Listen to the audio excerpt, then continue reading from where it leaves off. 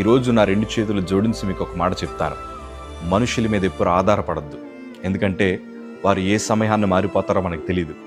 చాలామంది మనకు ప్రమాణం చేశారు జీవితాంతం ఉంటానని, కానీ మధ్యలోనే విడిచిపెట్టి వెళ్ళిపోయారు. కొంతమంది నేను ఉన్నాను కదా, ఎవరో నీకు ఉండినా లేకపోయినా ఎందుకు, నేను నీకు సాయం చేస్తాను అని అన్నవారే ఈరోజు మన హృదయాన్ని గాయపరిచి ఎంతోమంది మనల్ని విడిచిపెట్టి వెళ్ళిపోయారు. నిజంగా నేను చెప్తాను, ఈరోజు నువ్వు దుఃఖపడడానికి, ఈరోజు నువ్వు హృదయంలో మానసికంగా నలిగిపోవడం గల కారణం ఏంటో తెలుసా? ఎవరినైతే నువ్వు ఎక్కువ ప్రేమించావో, ఎవరి మీద అయితే నువ్వు ఎక్కువ ఆధారపడ్డావో వారే నీ గుండెల మీద తన్నెళ్ళిపోయారు. నిజంగా అది ఎంత బాధాకరమో.